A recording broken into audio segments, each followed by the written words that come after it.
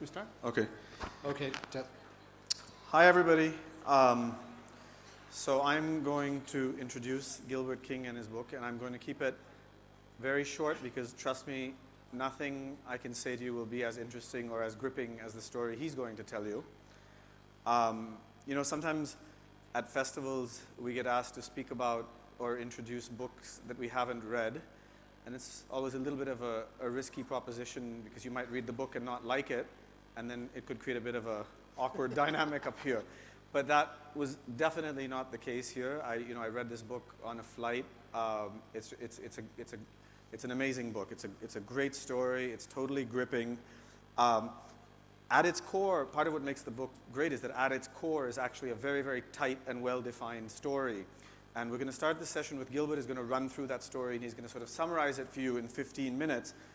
I'm just going to say that, without giving away the story, I'm going to say it's this fascinating and very combustible mix of race, sex, justice, injustice, and violence in the deep south of the United States, in Florida in particular, set in the 1950s.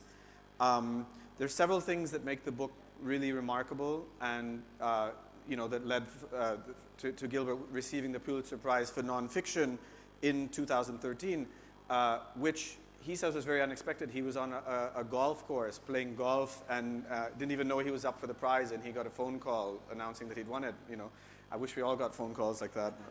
But I think I switched my phone off for this session. But anyway, good idea. You know, what makes this book great? There's the gripping storyline, the amazing storyline. It reads like a novel. You might be thinking history, and you might be thinking sort of dry recitation of facts. Not at all. It reads like a novel. He's also blessed with an amazing cast of characters, and I'm sure he's going to tell you about some of these people, but these personalities, they're larger than life in that way that sometimes reality is sort of stranger than fiction. I mean, these are just amazing, amazing characters. The book is also prodigiously researched. As a writer myself, I honestly, when I was reading through it, I found myself sort of intimidated by the level of detail and the research in there.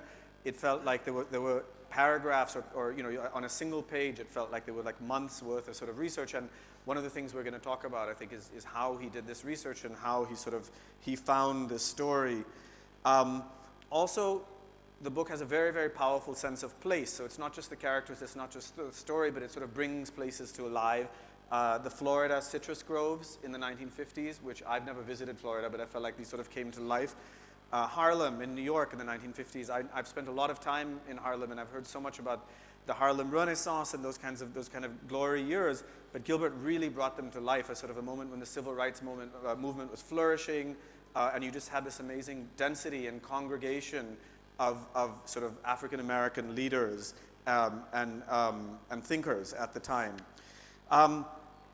Finally, I'll just say, another thing that makes the book very powerful at the current moment, post sort of Ferguson and the race riots and the stories that you've probably all been reading about police brutality in the United States, particularly against young African American males, is that the book just has a lot of current relevance and current resonance. There's an amazing amount of violence and police brutality and ill treatment of young men in this book. And it just, which made me feel that really what we're sort of living today in many ways is a continuum of the story that Gilbert's going to tell you now, and it's just another example of how history carries over into the present and really can illuminate the present.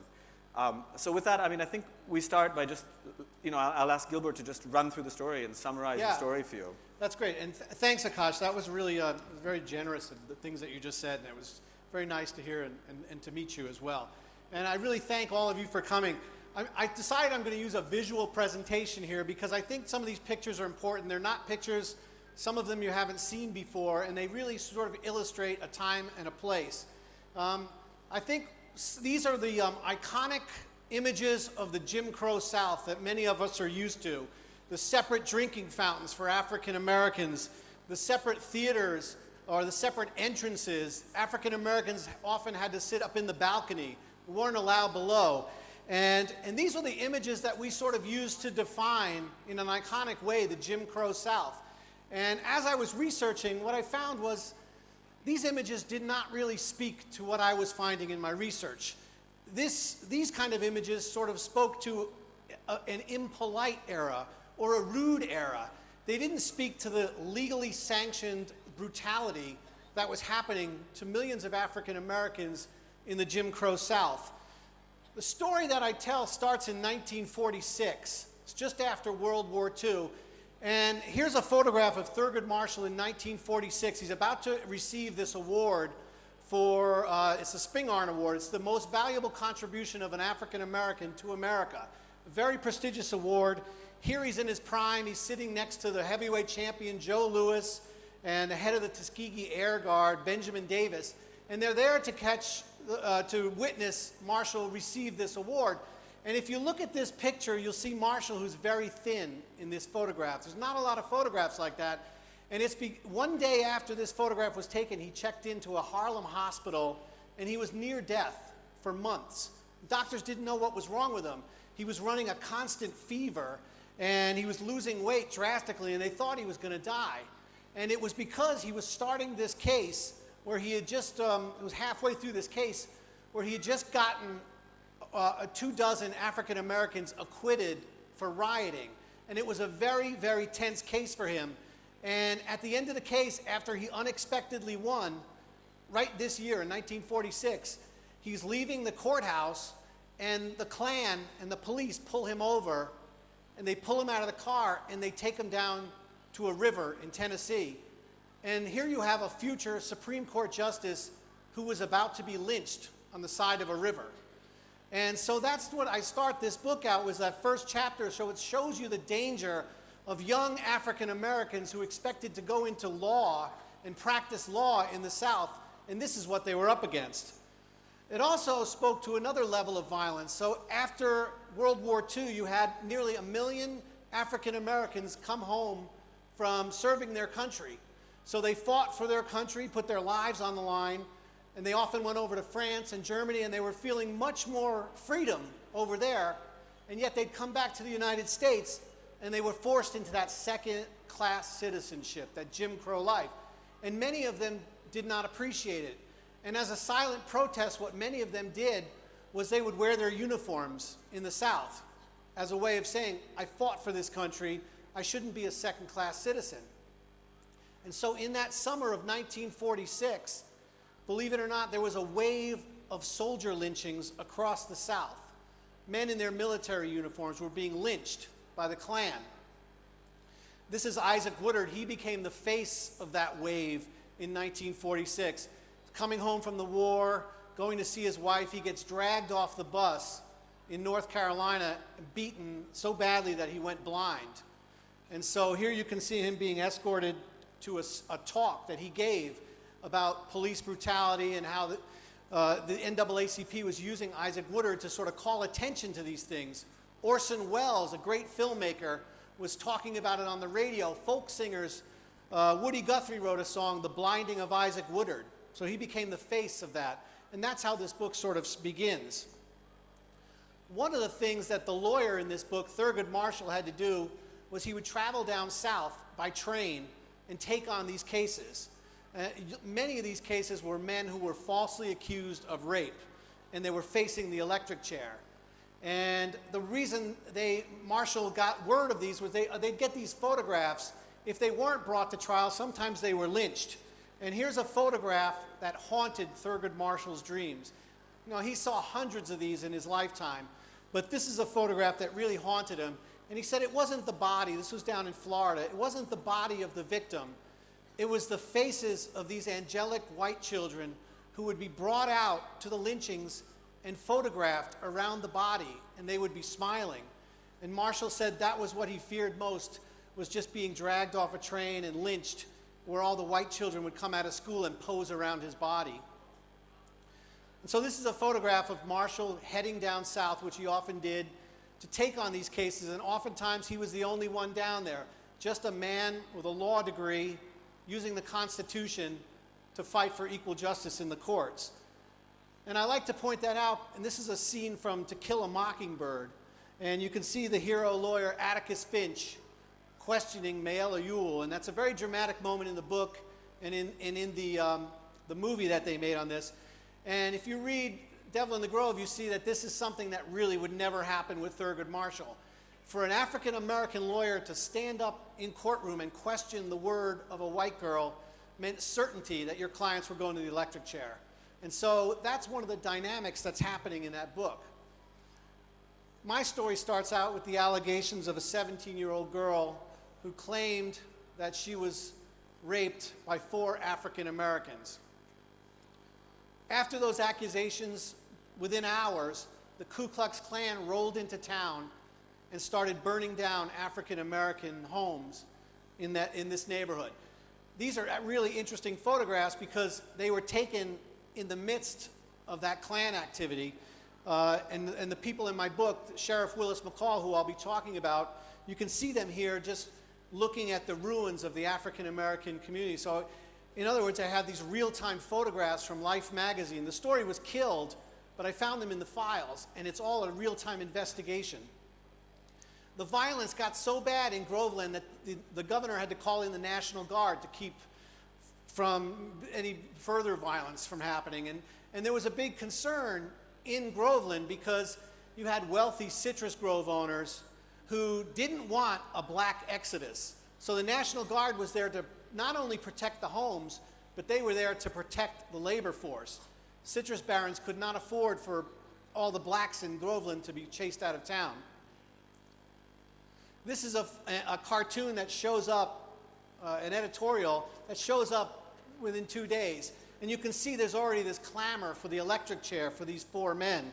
And there's a really interesting caption at the very bottom which sort of spells, I think, a warning to Thurgood Marshall. It was delivered by the sheriff. It says, quote, "If outsiders seek to hamper justice."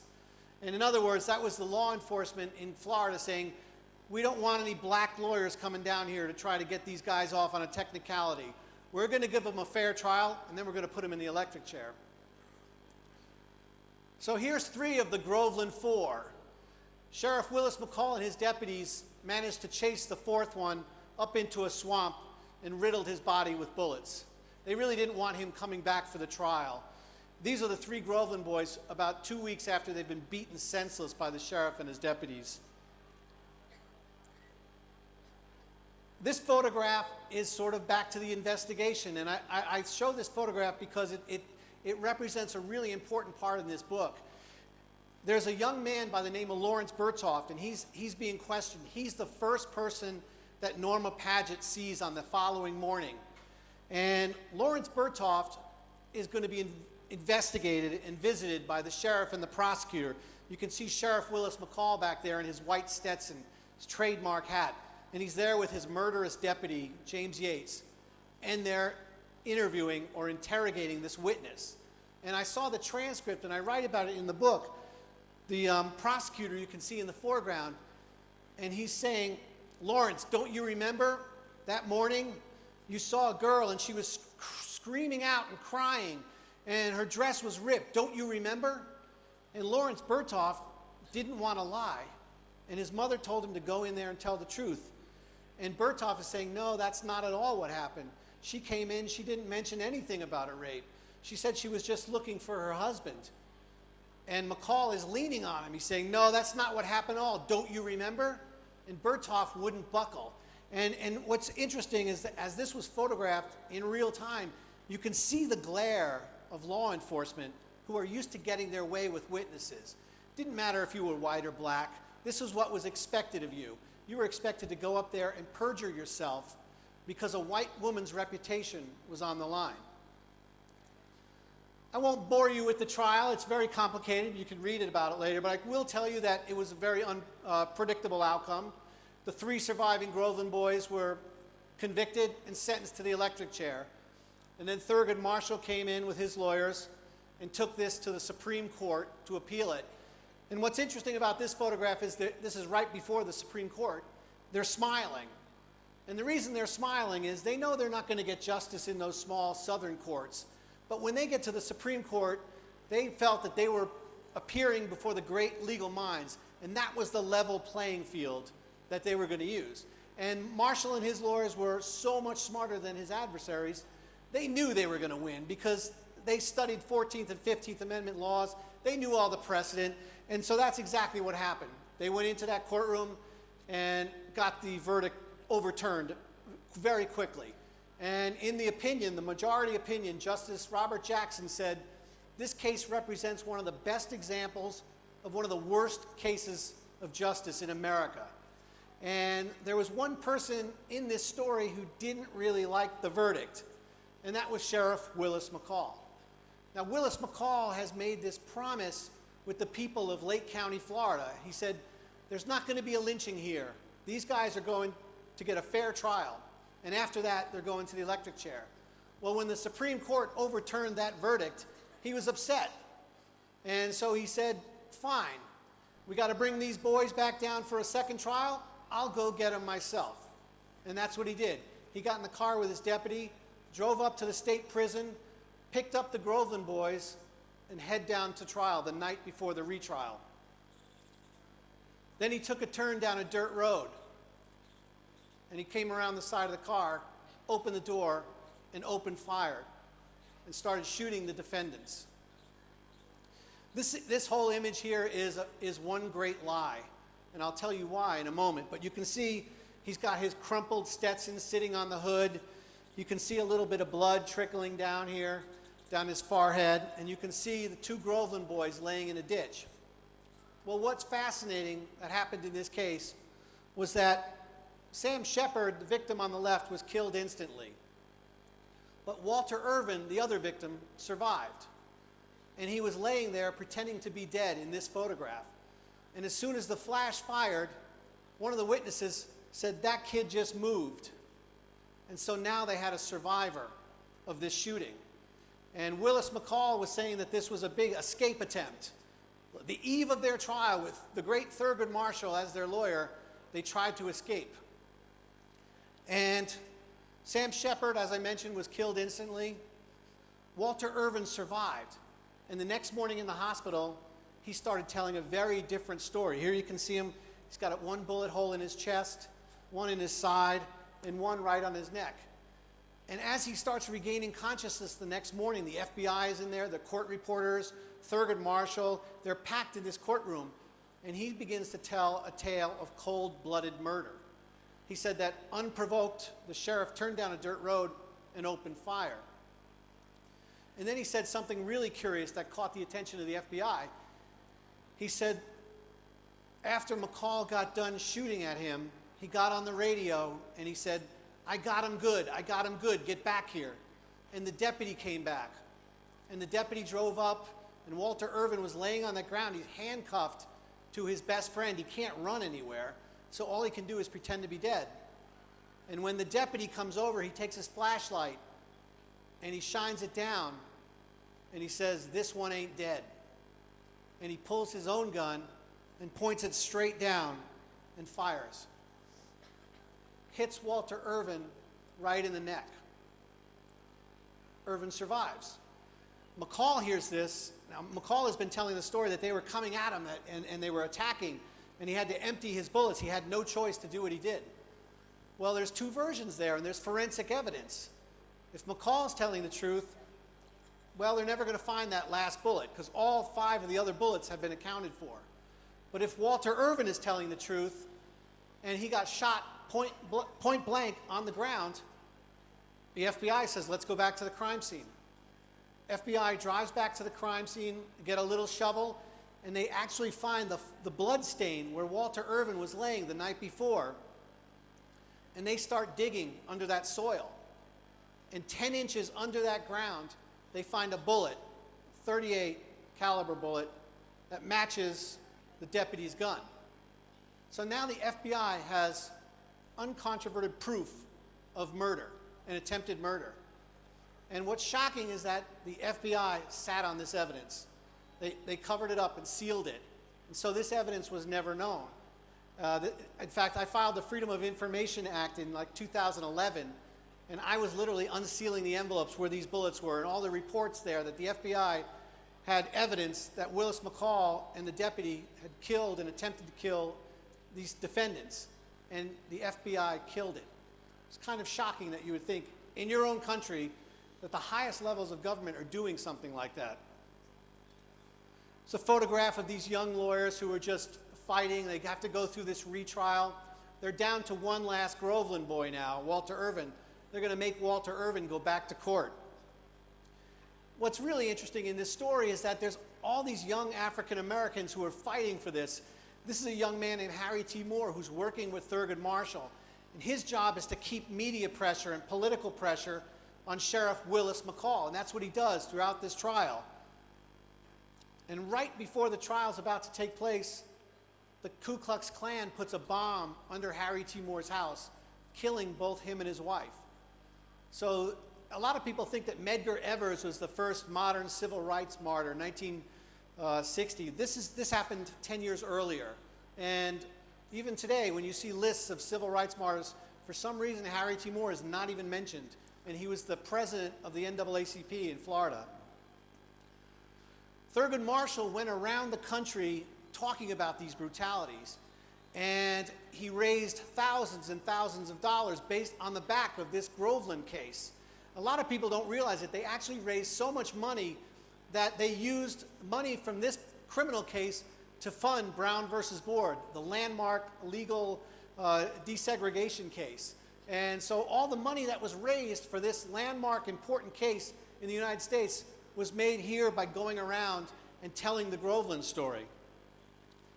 Walter Irvin goes back to trial, and the second trial, and here's what's interesting. The Florida governor sees this circus happening in Florida, and he doesn't want it anymore. It's absolutely bad publicity for Florida. Florida's got this great orange juice industry. It's got tourism. It's a thriving state in the United States now. But the reputation is that law enforcement's out of control, and it's a racial hotbed. And so the governor says to Thurgood Marshall, he says, I'm going to give you a deal. Get him to plead guilty and let it blow over, and then we'll work on getting him out of jail. So even the governor knew that Florida was going to kill him. Florida didn't care about that. The justice system was going to send this guy to the electric chair. And Marshall's reaction kind of surprised me. I thought, no, Marshall's going to get in there and fight. Marshall's reaction was, that's a great deal. He goes back to Walter Irvin and says, Walter, here's the deal. You just have to stand up before the judge and admit to rape, and they're not going to sentence you to the electric chair.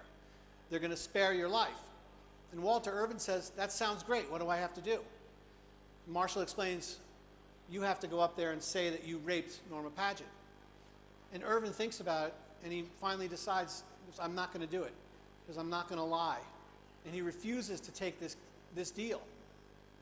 Marshall and the lawyers are pleading with him. They're saying, you know, we just represented 7 guys up in Virginia, and they were convicted of raping a young white woman, and they got the electric chair. 7 of them, one every 15 minutes, was marched into that electric chair, and it was a mass killing. And Marshall was just so tired of talking to the mothers of these falsely accused men and promising to do everything they can to save their sons. So when he had an opportunity like this from a governor, he really wanted them to take the deal, but Walter Irvin would not take the deal.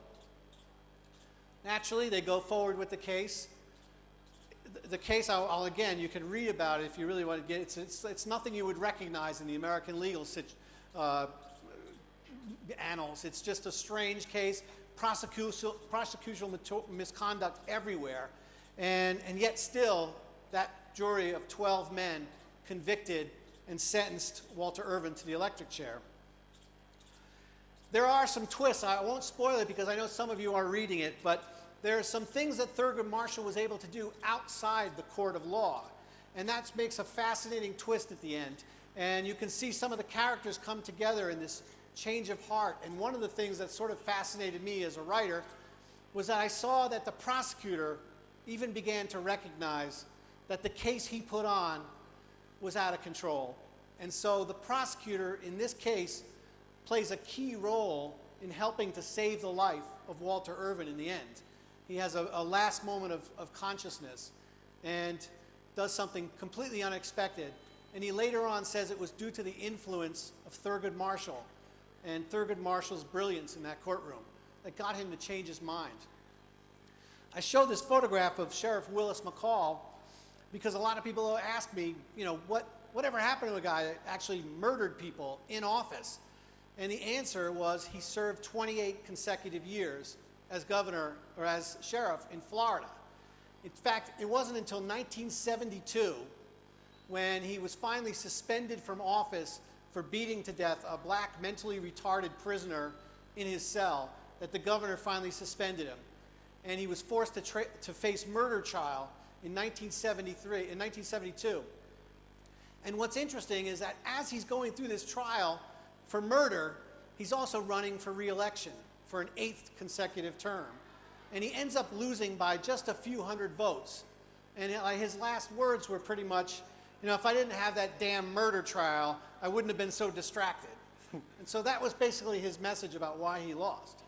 So I won't spoil the ending. As I said, it sounds like it's going down a certain hole, but there are some really interesting things that happen, and people urge me not to talk. But I'll just turn it over to Akash now. We can just answer questions, etc.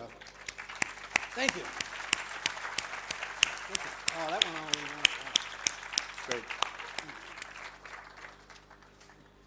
So that, I think that gives you a taste, but just a taste really, of how fascinating this story is. And I would really, you know, the couple of times when he said, I'm not going to bore you with the details, those details are not boring. So I would get the book and I would read through those details. If any of you like read John Grisham or whatever, this is the real world version of that. I think we're going to talk for like 15 or 20 minutes. I'm going to ask him a few questions and then I'll turn it over to you.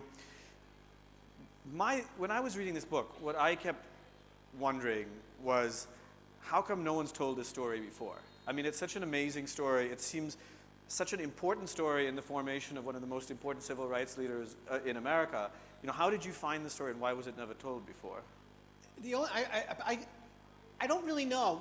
To be honest, when I first found this story, I was working on another earlier book, and I started seeing Thurgood Marshall's name pop up a lot on all these cases in the South. And I said, what is he doing there? I thought he was the school desegregation, the housing rights, the voting rights. I thought he was doing these important civil rights cases. What is he doing these criminal cases and death penalty cases? And I started looking into it, and his name and his work was all over the place. He was doing a lot of different things. And I just got curious, and I started looking through his archives and seeing his correspondence. And from 1949, I saw these frenzied correspondence from the lawyers down in Florida saying, we're scared for our lives. You have no idea how bad it is down here. It's worse than Mississippi. It's worse than Louisiana. These guys are ready to kill us. We need help. We need resources. And I remember thinking, I never heard of this. What is this?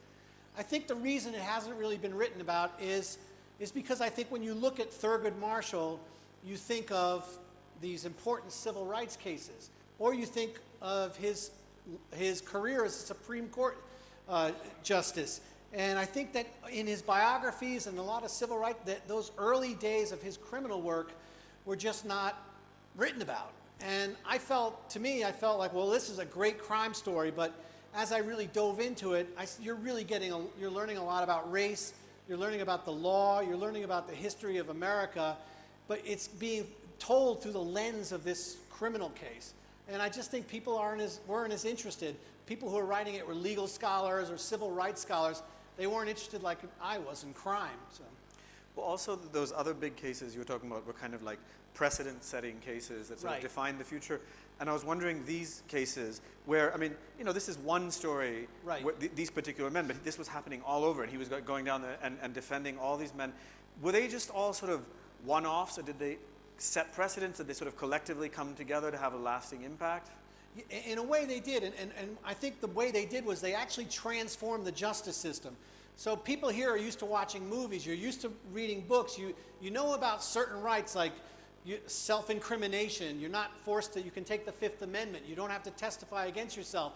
When you see what's happening in these trials, that wasn't the case. The prosecutor said, he's not coming on to talk because he's obviously guilty and he knows we'll grill him.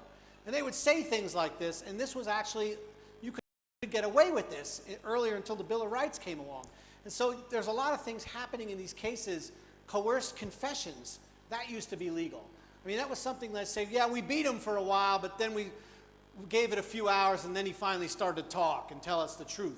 And you see that all the time in these transcripts, and that wasn't considered coercion, even though you beat a suspect senseless. And so those were the justice system that started to change. One of the things that really got to Marshall was that he would get letters, And they would be letters from families, mothers and fathers in the South. And they would say, a policeman came by, picked up my 14-year-old daughter, raped her in the woods, and left her body there. And there was nothing Marshall could do about that. You couldn't force a prosecution. And so Marshall would have to write these heartbreaking letters saying, there's nothing we as lawyers can do. You have to work with your community to get them to prosecute. And it was a really thankless job. It was impossible to do. But the one thing Marshall could do was defend falsely accused men of rape. And rape was a crime that was being used as a form of white supremacy in the South. And you saw a lot of men who were falsely accused, and it was just a matter of housekeeping what they called bad Negroes from a community. Right. Let's talk a little bit about the research. I mean, and in particular, you mentioned there were these, so you filed these Freedom of Information Acts, and then you had the photos, that's the kind of the documentary evidence. But you also found people who lived through this, and you went down and you interviewed them. Right, and that was one of the things I did when I showed some of those pictures you'd see in the photograph. You see the lawyers sitting there. Some people think this is ancient history and that things are so different. This was such a long time ago in America. Well, some of those people that I pointed to in those pictures are still alive. Jack Greenberg is a professor at Columbia Law School. So I was able to interview him, and he remembered about the case. This was a guy who stormed Iwo Jima during World War II. And I asked him, I said, you must have been scared as a young Marine. And he goes, I was scared. But when I went down to Florida for this case, I was even more scared because the Klan was circling around my hotel every night. And so he speaks about these fears. Norma Paget, the alleged victim in this story, was only 17 when this happened. She's still alive. And I went down to try to talk to her. I tracked her down in a rural part of Georgia. And basically her message to me was that she didn't want to talk about this ever again. And she said, let sleeping dogs lie. So, and I was going to ask you about that, to what extent, the case is dead, or are there still these sensitivities among the people? Is it still a raw issue, kind of? It really is, especially when you go into these smaller towns in the South, because the people who are in charge are like the sons and the grandsons of the people in the story. So they're all very familiar with it. And I remember the very first book talk I did, I went down to Groveland, Florida, and I was very nervous about that. And I saw it was a lot of people milling around this library, and my picture was on the front page of the newspaper. I was like, there's no way I'm going to sneak in here quietly. And I saw these elderly folks, I don't know who they are, and they're waiting to hear me talk. And as I get to the door, the librarian came up to me, and she said, Mr. King, I just have to warn you, we have had 2 threats called in this evening about this talk. And I took a deep breath, and she said, but you don't have to worry, we called the sheriff's department. So. That's reassuring, yeah. Yeah, because you sound like in that episode you must have had visions. I mean, you're like the lawyers. You're like Thurgood Marshall or whatever, who are down there in the courtroom and have to get out of town as soon as the verdicts come out, basically. Right, and then I thought, I'm feeling scared. This is 60 years later, and I'm a white guy who's a writer. It made me, how did these young lawyers go into these communities and do research and try to solve these cases? And the great stories, one of the guys I showed you in the photograph next to Thurgood Marshall, this young lawyer, he was so thrilled to be able to work next to Thurgood Marshall because it was the first job he ever got paid for. Every law case he'd practice, he either got paid in oranges or hams. And so here he was working along this legendary civil rights leader, and he was under the impression that the Klan would leave you alone if you had a 7-year-old boy or a 7-year-old kid, because there's a code of ethics. And so he traveled around Lake County with this young kid as a sort of human shield. And I actually met that human shield at a talk in Orlando. And he said he later found out there was no such code of ethics. They do kill children too, which Emmett Till was an example of that. So it's a very dangerous thing to be doing down there. Did you talk to anybody who sort of openly regretted their role and sort of looked back at what they had done, Yeah, there's a lot of that, but even more surprising, every once in a while I'll be at a talk down there, and I'll get an elderly person who'll say to me, I used to hunt and I used to fish with Sheriff Willis McCall, and he loved children and he loved horses and he kept law and order. And I remember one man said that to me in front of all the Groveland relatives, and I kept expecting them to turn around and say, and yeah, he shot my uncle, or he killed one of my relatives. And they didn't do that. They just sort of sat there and just nodded because they were so used to it. The official story for this particular case was that these guys were actual rapists and that they were trying to escape, and the sheriff had to save his own life by shooting them. And that was the official story that they were told. So in many ways, this stuff is, alive and well, or alive and bad, or whatever, but still very much alive down there. Do you think that these sorts of wounds or scars, do they play a role in some of the stuff that we see now with police brutality down there, or is that just a sort of a separate issue? Or? No, I really think it's related. And even though you can say there's been great changes in the justice system, great equal justice, there's been more laws, landmark cases, still bubbling under the surface, you have that basic distrust of white police forces.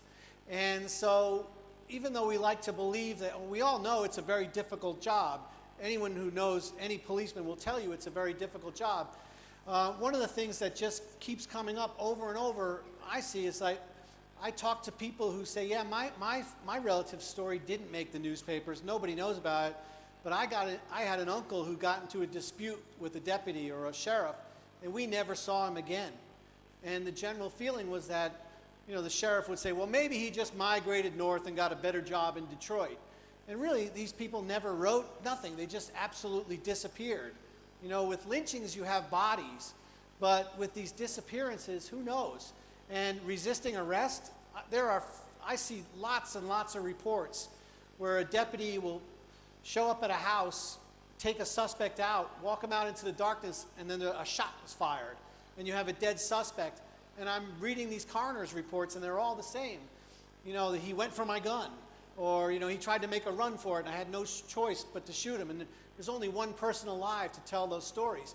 And so those stories get passed down generations for generations in African American communities. It's very relevant. So when you hear of a white or a black unarmed man who gets shot, the first instinct in African American communities and urban centers are like, of course that happened. This has always been happening. Right, and a lot of these young African American men would be growing up hearing stories from their uncles or their grandparents or maybe their parents that would sort of breed their own paranoia, which then feeds into this dynamic of suspicion between the police and the African American men. Right, basically. Absolutely, and it does create that suspicion. And in New York, there was a recent case that caused a lot of controversy with the mayor and a man named Eric Garner, who was put into a chokehold and killed on the streets of New York, and it led to a lot of protests, and it led to police protests turning their back on the mayor, saying that the mayor had blood on his hands and what they were basically complaining about was that our mayor, Mayor de Blasio, is married to an African-American woman, and he has an African-American son with a very big afro. And he said to his son, he gave him the talk that many African-Americans have to give, like, you have to be very diligent about being respectful and careful around police because things happen. And it's a talk that every African-American parent has with their kid. And I think that caused a lot of friction, like saying, what are you saying about the New York Police Department, that you have to have a talk like that? And so that's what led to this very controversial moment in New York. Yeah. One of the things that I learned from the book and that I was sort of astonished by was the failings of the criminal justice system. I mean, I knew about Jim Crow, I knew about separate but equal, I knew that lynchings happened. I guess I hadn't understood the extent to which these legalized lynchings were taking place and the extent to which the legal system was used. It's almost post-lynching era. This legal system is used as a tool to lynch these guys or kill them anyway. Right, and that was, one of the things that's always been said in the South, like once the Klan turned in their white robe and their sheets, they had a different uniform. It was the policeman's uniform or the sheriff's uniform. And you see that a lot down south, these sort of using the law and using the justice system for lynchings. And, it's pretty disturbing. When I was looking at documents through the FBI, I found all the correspondence. At one point, the FBI is urging the Justice Department and the U.S. Attorney in Florida to go after these sheriffs and deputies. They say, we have proof that these guys have done something wrong. Go after them. And it's the U.S. Attorney that sort of backs down and says, no, this is not a good case. Let's not go forward with this. The FBI is saying we were able to track down the doctor who examined Norma Paget after the alleged rape. And his report says he found no evidence of an attack or rape. And it's the U.S. Attorney who says, don't push that matter any further. That's a private woman's matter. And these are men who have their lives on the line, and the U.S. Attorney is basically ending the investigation and quashing it. That to me was shocking that I saw that. Yeah, and one of the things that you didn't say in your talk, but that I found very interesting, is that Sheriff McCall, who's the villain of the piece, was initially hailed as a hero because he prevented the men from being lynched. So when the Right. lynch mob assembled, but he had actually struck a deal with them where he says, look, we can't get away with lynchings anymore. Let this go through the proper channels. They're going to die anyway. Right, and that's the thing. The book starts out, you look at Sheriff McCall like, there's a man of honor and integrity. All the hundreds of lynchers are showing up to get these Groveland boys, and he's saying, stop there. He's like on the front page of the New York Times writes a story, fast-talking sheriff prevents lynching in Florida. So he starts out this book as a major hero, and basically he's doing that for his own job. He wants to be a man who's in control. He doesn't want mobs ruling Lake County, but he makes this implicit bargain. He says, let the justice system go through. We're going to kill these guys, don't worry, but we're going to do it legally. And so when that all gets overturned by these young, arrogant, upstart African-American lawyers, Willis McCall had to step in and take the law into his own hands. What's your sense of the extent to which the legal system has changed? We talk about police and police brutality, but is the legal system still as malleable in these local communities? Every once in a while I'll do a talk and someone will ask me something similar. They'll talk about Trayvon Martin, which was a big case that happened in Florida. And that was based on a law called Stand Your Ground. And there was a case where in Florida, a man named George Zimmerman shot an unarmed young man, Trayvon Martin. And what's interesting was the police took a look at this and they said, well, it looks like he was standing his ground, and they detained him for a few hours, asked him a few questions, and sent him home. So there was no investigation, there was the end of the case. And the NAACP came down and they started protesting, and it was those protests and that media that happened after that led to the indictment. Now, whether or not you agree with the verdict in the Trayvon Martin case, you can at least say that things have changed a lot, because down in Florida, there was not going to be any protesting. If any African Americans gathered on a street corner to protest police brutality, they would have been the victims of police brutality.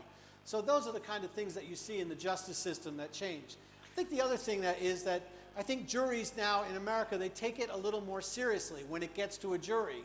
And they know what their role is. And I think back down in the South, when you had only white men, they were doing the bidding of what the prosecutor and the sheriff wanted them to do. And so you see that a lot down south. Jurors will later comment, yeah, I didn't really think he was guilty, but I knew it was expected of me. And it's only the life of an African American. That was the way they thought back then. It was kind of disturbing to read.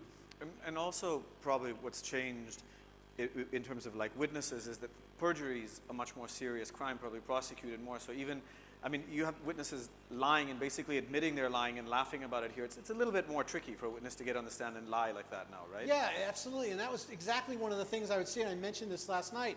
I would get these FBI reports that have been sealed, and you'd see the official statement that a deputy might give about a beating. And he would say, yes, that's true, these guys were beaten very badly, and I arrested them. Perhaps they got into a fight right before I arrested them. And that would be their official version.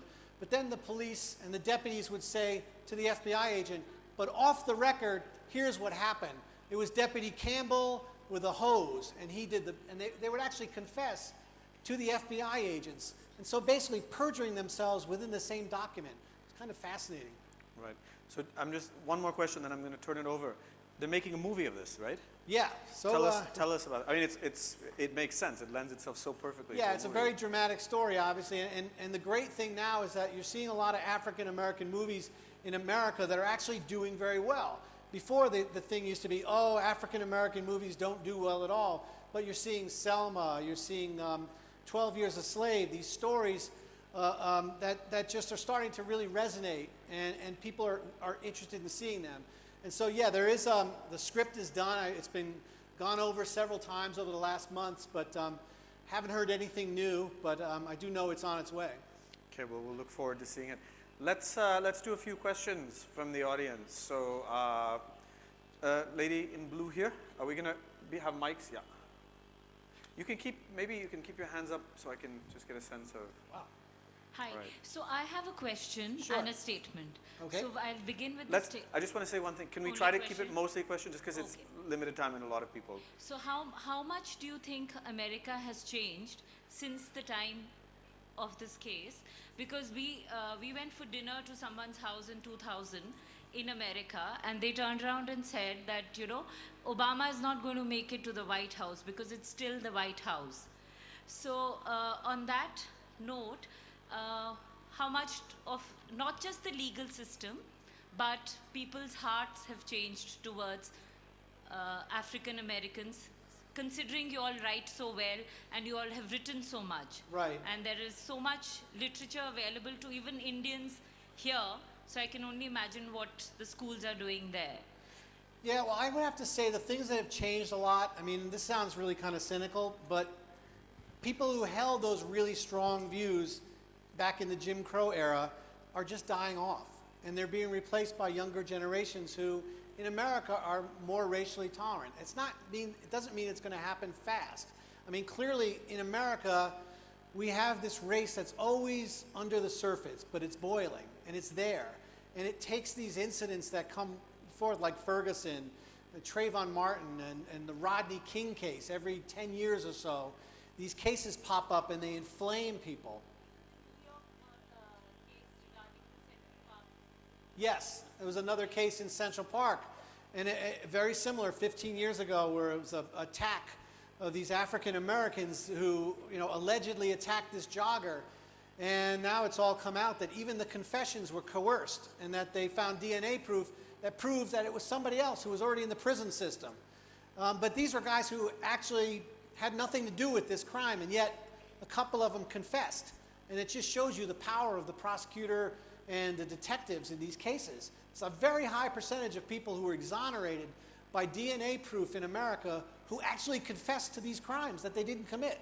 So it's kind of fascinating. But the whole thing about how it changed, you know, that's an ongoing thing. But I can talk to the legal justice system, and it's definitely made some great strides. But again, there's always that race that's just bubbling under the surface. All right. The man in the glasses, right there.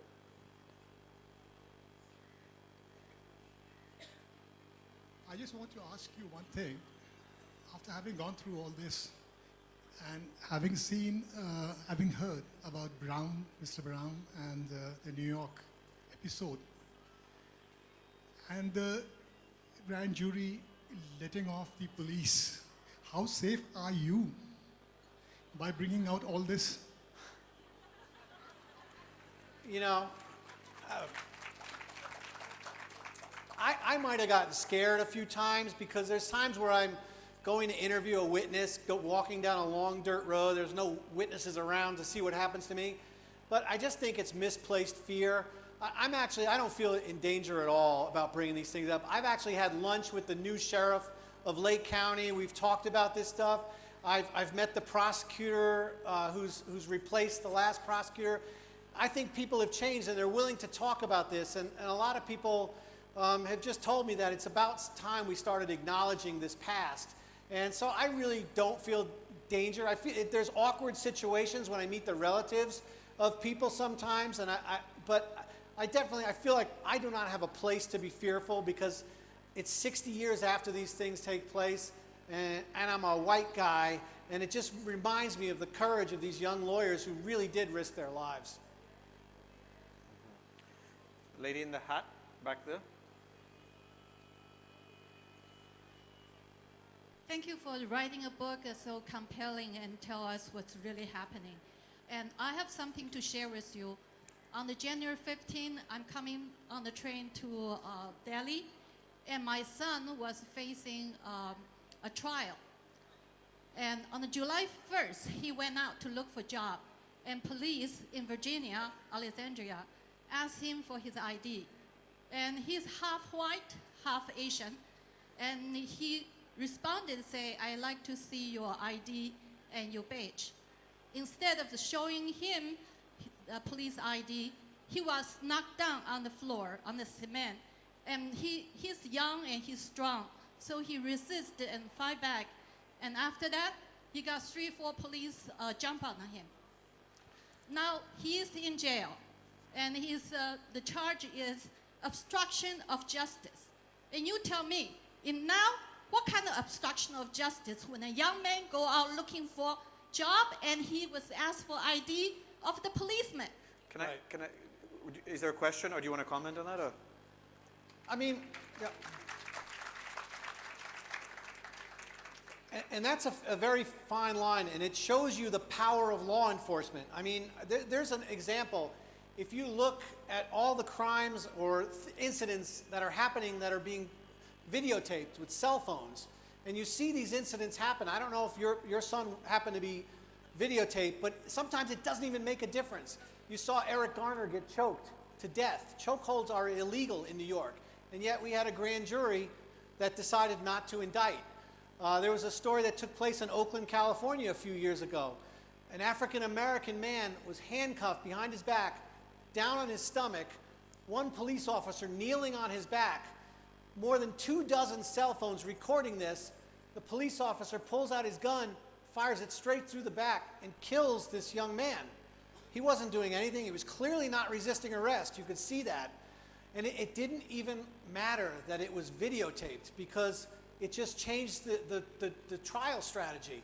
His lawyers came up with the police officer's own statement saying, you know what, I made a mistake. I thought I was going for my taser, and I thought I was just going to tase him. Well, his taser was on his other side. He was a very experienced policeman, but the fact that this was on dozens of cell phone cameras didn't really matter. He got a very, very light sentence of just a few months in jail for actually killing someone on video. So think about that. It's not surprising, but it shows you the power of law enforcement in communities. And it's especially brutal for minorities in America. This young man here. I just wanted to ask, post the Ferguson case, I was reading a lot about something called police militarization in the US. So, in keeping in mind the racism aspect, how much do you think that the militarization is affecting these things, like these incidences that take place? Right. That's a really great question, and that was one thing you learned. Like after all of the wars in the United States, Iraq and Afghanistan, as we started to withdraw, we were starting to withdraw lots of military equipment. And it's state-of-the-art, very intimidating military equipment. And this military equipment is not being used, so it's being given to police forces. So if you go home and Google tonight the militarization of police forces, you'll see these jacked up Humvees, fully armored, and they'll say, you know, LAPD on the side. And you'll see men in full body gear with these intimidating weapons, and they're driving into these high crime areas. And it's a very intimidating thing, and it sort of lends this kind of RoboCop mentality to a police force which is supposed to be humanized. And so the beat cop who knows all the people in town, now you're starting to see more of this behind the visors, gigantic weaponry, and it's an intimidating thing, and I think America's beginning to address that after those images came out. Gentleman here.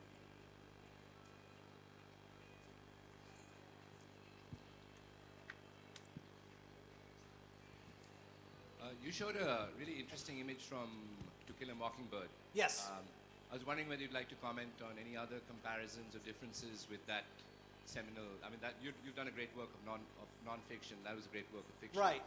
And there was actually some talk that Harper Lee, when she was writing To Kill a Mockingbird, she said it was mostly based on a very similar case, the Scottsboro Boys, but she said also some other cases that were in the news. And I seem to think that there's so many parallels that it's very possible that she was talking about, this was one of the cases that may have influenced her decision to go forward with that story. I think the most fascinating thing in the parallel of To Kill a Mockingbird with this thing with Thurgood Marshall is that how it affected the strategy. It really surprised me as I was researching this, because I kept waiting for that dramatic moment when they put Norma Paget on the witness stand, and she stood up and she just started identifying the men who she claimed had raped her, and how the defense attorneys had to be very careful about questioning her. And they would have to say, we're not doubting the fact that you've experienced this attack. We're not questioning that. Our defense is that you've just misidentified our suspects. And that was the strategy, and it was a very kind of a passive strategy. And it was one that was born on practicality. Thurgood Marshall knew that if you had young African Americans who, who sort of stood up and confronted and questioned the word of a young white southern flower of womanhood, that the jury members were going to be very offended by that. And you saw that a lot through this case. You know, sometimes you'd have these young African Americans come in and they're doing the voir dire process where they're asking potential jurors, you know, are you going to mind if you see an African American lawyer looking at a white lawyer and looking him in the eyes and arguing with him? Is that going to offend you? And they'd have to ask him questions like that. And you'd see these potential jurors in the courtroom, and they're looking at these African Americans, and they're saying, aren't those the defendants? They'd never seen black people in courts before who were lawyers. The only black people they ever saw, they weren't jurors, they were defendants. And so that runs through the theme of this trial. You know, they'd say that in the newspapers, they'd say, all the townsfolk are coming out to see those black men standing in court arguing with judges as if they were white men. And I mean, one of the things that's central to all the trials, this central one and the other ones, is this idea that the womanhood, and I mean, sex plays such a big role in sort of, you know, intersecting with the racial dynamic. I guess does that still happen? I mean, the cases we were talking about before are not about sex, really. They're about young men resisting police, or do you think that's still a major factor? You know, there was a famous book that was written, and he said the chance of a black man actually raping a white woman in the Jim Crow South was greater than being struck by lightning. And the reason they said that is just because everybody knew that that was an instantaneous death sentence. And if you look at Virginia, and in many states, especially in the South, rape up until not too long ago was punishable by death. And if you looked in a state like Virginia, who sent something like 69 men to the electric chair for rape, all 69 of them were black men accused of raping white women. Wow. There wasn't one single black man accused of raping a black woman, or vice versa. There wasn't one white man who was convicted of raping a black woman who went to the electric chair. It was strictly used on that racial quota. And so that was something you saw throughout the South. It was used, as they said, it was cleaning, it was housekeeping with bad Negroes.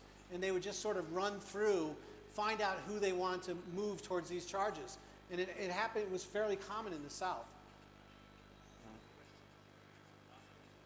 Yep. I think this is the last question, by the way. We seem to be out of time. Certainly, sir, we are talking about racism, right? So, what I want to ask is that if we humorize racism, like a lot of comedians do these days, do you think that is one way in which we can cool down this hatred which is deep-seated in perhaps a few pockets in people? I ask this question in the light of the recent tragic incident which happened in France with Charlie Hebdo.